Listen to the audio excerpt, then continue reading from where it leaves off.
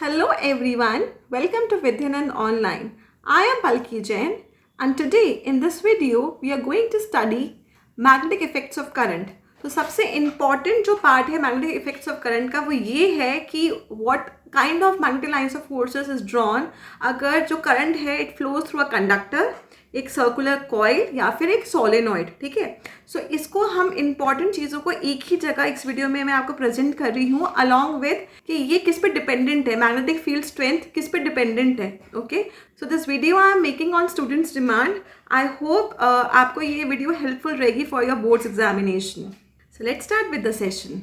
So first topic is magnetic field pattern due to straight conductor carrying current. अब ये straight conductor की जगह straight wire भी आ सकता है. ठीक है, सो इसके लिए हमें क्या करना है कि से सपोज आपके पास ये एक कार्डबोर्ड है. ठीक है, और इस कार्डबोर्ड में आपने एक यहाँ पे होल किया. ठीक है, और इस होल से आपने इस वायर को जो कि मतलब गुड कंडक्टर ऑफ इलेक्ट्रिसिटी है उसको पास किया और यहाँ पे आपने बैटरी लगाई. ठीक है, अब हमें पता है कि electrons flow from negative terminal to positive terminal और करंट कहाँ से फ्लो करता है, फ्रॉम पॉजिटिव टू नेगेटिव. ठीक है, तो यहाँ पे आपका करंट फ्लो कर रहा है. नाउ अकॉर्डिंग टू ओयरस्टेड उन्होंने क्या कहा था कि अगर कोई भी कंडक्टर है जिसमें करंट फ्लो कर रहा है तो उसके आसपास मैग्नेटिक फील्ड जनरेट होती है. अब हमें यही बताना है कि मैग्नेटिक फील्ड का पैटर्न क्या होगा. ठीक है, अब इसके लिए हमें क्या यूज करना है, right hand thumb rule. So the most important part is right hand thumb rule, क्योंकि इसी के हेल्प से हम direction of magnetic lines of forces बताएंगे. ठीक है, उसके लिए क्या करना है, एक्सटेंड योर राइट हैंड. उसका जो थंब जो होगा वो डिनोट करेगा कि करंट की डायरेक्शन कहाँ है, और जो आपकी फिंगर्स है जहाँ वो कर्ल्ड है वो बताएगी कि मैग्नेटिक फील्ड की डायरेक्शन क्या है. ठीक है, तो थंब पे आप आई लिख सकते हो और जो ये आपकी और फिंगर्स है उसमें आप बी लिख सकते हो फॉर मैग्नेटिक फील्ड. राइट, तो अगर आपका करंट मूव कर रहा है अप, ठीक है, तो मैग्नेटिक लाइंस ऑफ फोर्सेस कहाँ कर्ल्ड है, एंटी क्लॉकवाइज. तो डायरेक्शन इज एंटी क्लॉकवाइज. अगर आपका करंट है डाउन, ठीक है, तो इसको अगर आप कर्ल करोगे तो ये कैसा है, इट इज क्लॉकवाइज. ठीक है, ये रूल आपको यूज करना है इन ऑर्डर टू चेक कि जो आपकी मैग्नेटिक फील्ड प्रोड्यूस हुई है वो उसकी डायरेक्शन क्या होगी, क्लॉकवाइज होगी या एंटी क्लॉकवाइज होगी. तो यहाँ पे अगर आप अपना राइट हैंड थंब रखो और अपने थंब को डाउनवर्ड करो तो आप देखोगे जो आपका फिंगर्स है वो कर्ल कहाँ कर रही है, they are curling in clockwise direction. ठीक है, क्लॉकवाइज डायरेक्शन में कर्ल कर रही है. इसका मतलब क्या है कि यहाँ पे मैग्नेटिक फील्ड प्रोड्यूस होगी जिनको हम मैग्नेटिक लाइंस ऑफ फोर्सेस से डिनोट कर रहे हैं, और डायरेक्शन क्या होगी आपकी, डायरेक्शन विल बी क्लॉकवाइज. तो क्लॉकवाइज मतलब इस तरीके से. अब बात आती है कि जो ये मैग्नेटिक फील्ड है इसकी स्ट्रेंथ किसके ऊपर डिपेंडेंट है. मतलब अगर हमें मैग्नेटिक फील्ड की स्ट्रेंथ इंक्रीज या डिक्रीज करनी है तो क्या हम ये कर सकते हैं, ये किन चीज़ों पर डिपेंडेंट है. तो सबसे पहला है current flowing through the conductor. Current जिसको हम आई से डिनोट करते हैं, फ्लोइंग थ्रू कंडक्टर. तो अगर हम आई का मैग्नीट्यूड इंक्रीज कर देते हैं, मतलब 1 एम्पियर से 2 एम्पियर कर दिया, तो हम देखेंगे कि मैग्नेटिक फील्ड की स्ट्रेंथ में भी इंक्रीमेंट है. या अगर हमने 3 एम्पियर कर दिया तो इंक्रीमेंट है, और अगर हमने कम कर दिया तो मैग्नेटिक फील्ड की स्ट्रेंथ में डिक्रीमेंट है. ठीक है, तो it is dependent upon I. So what we can say is that B which is magnetic field is directly proportional to I. So as you are increasing the strength of current, the magnetic field strength will also increase. दूसरी बात, B is inversely proportional to radius. अब इसका मतलब क्या है, इसका मतलब ये है कि जैसे सपोज ये पॉइंट A है और ये पॉइंट B है, so at point A there will be high intensity or there will be high strength of magnetic field, जबकि पॉइंट B में जो ये स्ट्रेंथ है वो डिक्रीज हो जाएगी. So as you move away from the wire, the strength of magnetic field is going to get decreased. ठीक है, so these are the 2 points which you need to remember in this case. अब question ये आता है कि suppose हमने battery के terminal change कर दिए, मतलब कि आपका ये कार्डबोर्ड है और यहाँ पे आपने होल किया, इस होल के क्रॉस आपने एक स्ट्रेट वायर निकाला. अब आपने क्या करा, बैटरी जो है इस तरीके से कर दी, यहाँ नेगेटिव टर्मिनल कर दिया, यहाँ positive terminal. So obviously now current will flow upwards.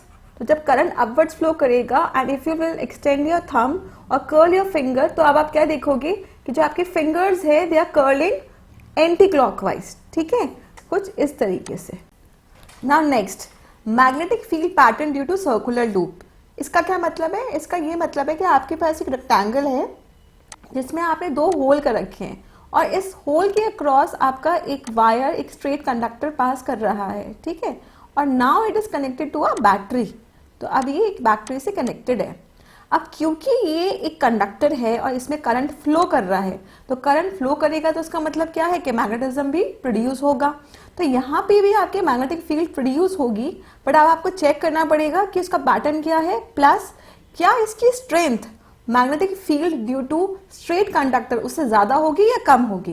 अब आप यहाँ देखो, यहाँ पे करंट कहाँ फ्लो कर रहा है, अपवर्ड, और यहाँ पे करंट कहाँ फ्लो कर रहा है, डाउनवर्ड्स, ठीक है। तो यहाँ पे अगर आप राइट हैंड थंब रूल लगाते हो, so when the current is moving upwards, तो जो आपकी, अगर आप कर्ल करोगे अपने फिंगर्स को, तो वो कैसे होगा, it will be anti clockwise. तो यहाँ पे अगेन आपको सर्कुलर पैटर्न ही मिलेगा एंड डायरेक्शन कैसे होगी, it would be anti clockwise, ठीक है, इस तरीके से कुछ। अब जैसे जैसे आप दूर जाओगे ना, तो ये जो सर्कुलर जो शेप है, ये सर्कुलर ना होके आपको क्या मिलेगा, एक सिंगल स्ट्रेट लाइन मिलेगी, ठीक है। इस तरीके से ये लाइंस ब्रॉडन हो जाएगी कि ये सर्कुलर ना होके यू विल फाइंड दैट ये एक सिंगल स्ट्रेट लाइन बन गई है, ठीक है। अब ऐसे ही जब ये करंट यहाँ पे डाउनवर्ड जा रहा है, तो यहाँ पे भी अगर आप राइट हैंड थंब रूल लगाओगे, तो करंट जब डाउनवर्ड जाता है तो उसका मतलब क्या है कि आप फिंगर को कर्ल करोगे, इट वुड बी क्लॉकवाइज। तो यहाँ पे अगेन आप सर्कुलर पैटर्न बनाओगे, यहाँ पे अगेन आपको मिलेगा, बट यहाँ पे डायरेक्शन कैसे होगी, इट वुड बी क्लॉकवाइज, इस तरीके से, ठीक है। Now let us see on what parameters the magnetic field due to circular loop depends upon. Okay, so सबसे पहले चीज क्या होती है, करंट। सो अगर आप करंट की स्ट्रेंथ को इंक्रीज करोगे तो यहाँ पे मैग्नेटिक फील्ड की स्ट्रेंथ भी इंक्रीज हो जाएगी। So B is directly proportional to I and vice versa भी ट्रू है कि अगर आप करंट की स्ट्रेंथ को डिक्रीज करते हो तो भी आपका जो मैग्नेटिक फील्ड की स्ट्रेंथ है वो डिक्रीज हो जाएगी। Second, radius. तो जैसे जैसे आप दूर जाओगे, जैसे जैसे आप इस कंडक्टर के दूर जाओगे, वैसे वैसे क्या होगा, मैग्नेटिक फील्ड की स्ट्रेंथ है वो डिक्रीज हो जाएगी। So we can say that B which is magnetic field strength is inversely proportional to radius. So as you are moving away, the strength is going to decrease. Third is number of turns. अब ऐसा हो सकता है कि आपने अभी तो ये सिंगल वायर लिया है, you can take multiple wires का आप लूप बना सकते हो, ठीक है, और फिर उसको कनेक्ट कर सकते हो to the battery. So if you are increasing the number of turns, then obviously सारी वायर्स होंगी जो अपना मैग्नेटिक फील्ड प्रोड्यूस करेगी, जिसकी वजह से in totality the magnetic field strength is going to increase. तो यहाँ पे तो अभी सिंगल वायर है, अगर सपोज मैं ट्रिपल वायर का टर्न्स बनाती हूँ, so magnetic field strength is going to increase. So I can say that magnetic field strength is directly proportional to the number of turns in the circular wire. Okay.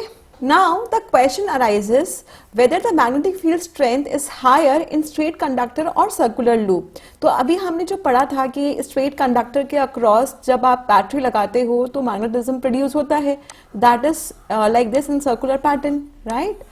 अब ऐसे ही अगर हम circular loop की बात करें तो यहाँ पे भी हमने देखा था कि जहाँ पे ये पॉइंट्स थे और यहाँ बैटरी इंसर्टेड है, तो इन पॉइंट्स के across point A and point B, यहाँ पे भी मैग्नेटिक फील्ड प्रोड्यूस हो रही है in the form of circular pattern. तो क्वेश्चन ये है कि कौन से केस में स्ट्रेंथ ऑफ मैग्नेटिक फील्ड ज़्यादा होगी। सो ऑब्वियसली अगर आप देखो यहाँ पे आपके दो पैटर्न्स मिल रहे हैं, मैग्नेटिक फील्ड ज़्यादा मिल रही है, मैग्नेटिक लाइन्स ऑफ फोर्सेस ज़्यादा मिल रही है और सेंटर पे ये सब एक ही डायरेक्शन में फ्लो करते हैं, ठीक है, जैसे कि हमने पीछे देखा था। So we can say that magnetic field strength is higher in circular loop than in straight conductor. Okay, this question can come in assertions and reasons, so it is important for this times board. Now next is magnetic field pattern due to solenoid. तो अभी तक हमने ये पढ़ा कि अगर हमारे पास एक सिंपल वायर है और उसके अक्रॉस हमने बैटरी लगाई, इन दैट केस किस तरीके का आपको पैटर्न मिलेगा मैग्नेटिक फील्ड का। फिर हमने पढ़ा कि अगर हमने सर्कुलर लूप लिया तो इन दैट केस किस तरीके का पैटर्न बनेगा। अब हम क्या कर रहे हैं, इसी वायर को जो कि AB वायर है उसका हम क्या कर रहे हैं, we are having lots of turns of this wire. तो हमने क्या करा, इस वायर को इस तरीके से टर्न्स दिलाए और उसके बाद इसको फिर बैटरी से कनेक्ट किया, ठीक है। तो इसको हम क्या कहेंगे, इसको हम कहेंगे सोलेनॉइड, ठीक है। अब जो ये टर्न्स जो होते हैं एक्चुअली या प्रैक्टिकली ये 500 to 1000 टर्न्स होते हैं जिसका एक सोलेनॉइड बनता है। तो हम क्या बोलेंगे, a solenoid is a long coil, it's a long coil containing large number of closed turns of insulated copper wire, insulated copper wire। ये बहुत इंपॉर्टेंट है कि जो ये कॉपर वायर है ये इंसुलेटेड होती है, ठीक है। इसके ऊपर या तो कुछ कवरिंग होती है इनामल की या फिर वार्निश की, या फिर हो सकता है ये पीवीसी से ही प्रोटेक्टेड हो। वो ऐसा क्यों होता है कि अगर गलती से भी ये टर्न्स एक दूसरे को स्ट्राइक करें तो शॉर्ट सर्किट ना हो, ओके। तो सबसे पहले हम देखते हैं क्लॉक रूल। क्लॉक रूल क्या होता है, तो अगर हमें पता लगाना है कि सोलेनॉइड में कौन सा पोल कहाँ पे है, उसके लिए हम क्लॉक रूल इस्तेमाल करते हैं। तो अगर आपका जो करंट है वो फ्लो कर रहा है क्लॉकवाइज, इसका मतलब है कि वो वाला जो कॉइल होगा that is towards the south pole. और अगर आपका करंट फ्लो कर रहा है किसी कॉइल में एंटी क्लॉकवाइज, तो इसका मतलब है ये जो कॉइल जिस एंड पे होगा it is pointing towards the north pole, okay. अब इसी तरीके से हम देखते हैं हमारे पास ये सोलेनॉइड है। सोलेनॉइड मतलब अंदर से वो हॉलो होगा, यहाँ पे कोई कोर नहीं होगा, और यहाँ पे हमने ये बैटरी कनेक्ट करी है और ये करंट फ्लो कर रहा है, कुछ इस तरीके से करंट फ्लो कर रहा है, ओके। तो जब ये करंट फ्लो करेगा, अगर आप देखें तो इस वाले एंड पे जो करंट मूव कर रहा है दैट इज क्लॉकवाइज। तो ये क्योंकि क्लॉकवाइज है इसका मतलब है कि ये साउथ पोल है। अगर ये साउथ पोल है इसका मतलब क्या है कि this one is north pole, right. तो हमने पोलैरिटी देख ली। अब इसमें इंपॉर्टेंट पॉइंट क्या है कि इनसाइड द सोलेनॉइड, सोलेनॉइड के अंदर भी मैग्नेटिक फील्ड जनरेट होगी और उसकी डायरेक्शन कैसी होगी, it would be uniform. Inside the solenoid the magnetic field will be uniform. इसका मतलब क्या है, आप उसको पैरेलल लाइन से डिनोट करोगे और कहीं भी किसी भी पॉइंट पे आप देखोगे तो मैग्नेटिक फील्ड की स्ट्रेंथ कैसी होगी, सेम ही होगी। So if I denote this, the direction will be from south to north. So inside the solenoid, the direction of magnetic field is from south pole to north pole। और यहाँ पे मैं straight line बनाने की कोशिश कर रही हूँ। अब बात करते हैं आउटसाइड। अगर आउटसाइड की बात करें तो outside it would be non uniform, ठीक है। तो नॉन यूनिफॉर्म है और प्लस कैसे होगी, फ्रॉम नॉर्थ टू साउथ। तो यहाँ पे हम डिनोट करेंगे नॉर्थ टू साउथ। तो ये साउथ टू नॉर्थ तो हो गया हमारा uniform magnetic field inside the solenoid, और बाहर होगा from north to south, okay. कुछ इस तरीके से नॉर्थ से magnetic lines of forces it will emerge out and south में it will come in, okay. This is how you have to make the pattern of magnetic field due to solenoid. बस ध्यान इस बात का रखना कि अंदर का पैटर्न बनाने के लिए आप रूलर का इस्तेमाल करो so that you get uniform magnetic field. Now let us see कि on what parameters the strength of magnetic field produced in a solenoid depends upon. तो सबसे पहले होता है करंट। तो जितना स्ट्रॉन्ग करंट होगा उतनी ही स्ट्रॉन्ग आपके मैग्नेटिक फील्ड प्रोड्यूस होगी। So if we increase the current, then the amount of magnetic field produced will also be increased. Okay, उसकी strength भी increase हो जाएगी। Secondly, it is number of turns। तो अगर आपने coils में number of turns ज़्यादा है, suppose आपके पास 500 turns की coil है ये वाली, और दूसरी जो है वो it is like around 1000 turns। So obviously 1000 turns वाली में जो magnetic field strength होगी वो strong होगी। Next is core material। अब ये बहुत इंपॉर्टेंट है। अभी जो हमने पढ़ा है दैट इज सोलेनॉइड, क्योंकि यहाँ पे अभी आपने देखा यहाँ पे किसी कोर मटेरियल के ऊपर ये रैप नहीं है। आप ये सोचो, सपोज आपके पास एक ये पेंसिल है और इस पेंसिल पे आप कोई थ्रेड रैप कर रहे हो।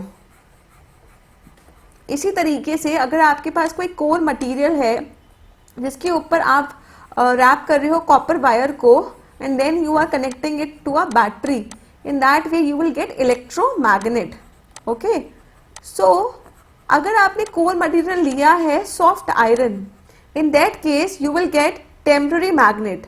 However, अगर आपने स्टील का इस्तेमाल करा है एज अ कोर मटेरियल जिसके ऊपर आप रैप कर रहे हो, इन that way you will gate permanent magnet. तो अभी हमने देखा कि अगर हम कोर मटेरियल का इस्तेमाल करते हैं तो हम मैग्नेटिज्म इंक्रीज कर सकते हैं, ठीक है। तो से सपोज पहले हमने सोलेनॉइड में देखा है कि बीच में जो हमारा कोर मटेरियल था दैट वाज एयर, ठीक है, हमने कुछ इस्तेमाल किया ही नहीं था। अब राइट नाउ हम क्या कर रहे हैं, we are making use of soft iron. अब ये सॉफ्ट आयरन क्या होता है? सो आयरन जिसमें कार्बन की कंटेंट बहुत कम होती है और जो बहुत आसानी से मैग्नेटाइज और डीमैग्नेटाइज हो सके, उसे हम कहते हैं सॉफ्ट आयरन, ठीक है। अब मैं आपको जो एक्सप्लेन कर रही हूँ उसको ध्यान से सुनिएगा। यहाँ पे आपकी वायर जा रही है, ठीक है। अब जो ये वायर जा रही है इसको आपको पीछे से from the back end side आपको पीछे से लेके आनी है और फिर फ्रंट में लेकर आना है इस तरीके से, ठीक है। तो पहले ये वायर आप पीछे लेके जाओगे, पीछे रोल करोगे और फिर आगे लेकर आओगे, इस तरीके से ये आप रोलिंग करोगे।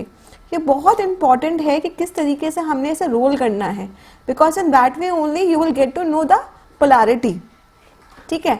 तो इस तरीके से हमने इसको करा। अब ये अगर पहले वाला साइड हमारा पीछे था तो यहाँ पे जब ये लास्ट वाला जो साइड होगा ये बाहर की तरफ का होगा, ठीक है। तो यहाँ पे इट इज गोइंग इनसाइड, यहाँ पे ये फ्रंट में आप इसको देख सकते हैं। तो this is how you have to make the diagram. अब हमने क्या करा, यहाँ पे बैटरी लगा दी, बैटरी लगाने के बाद यहाँ पे स्विच लगा दी और करंट यहाँ पे फ्लो कर रहा है, ठीक है। अब करंट कुछ इस तरीके से यहाँ जाएगा, फिर इस तरीके से इधर जाएगा, फिर यहाँ आएगा, फिर अगेन इस तरीके से जाएगा, फिर ये यहाँ आएगा, and this is how it is going to be done, ठीक है। एरोस लगाने बहुत इंपॉर्टेंट है। अब यहाँ पे हम देखते हैं क्लॉक रूल।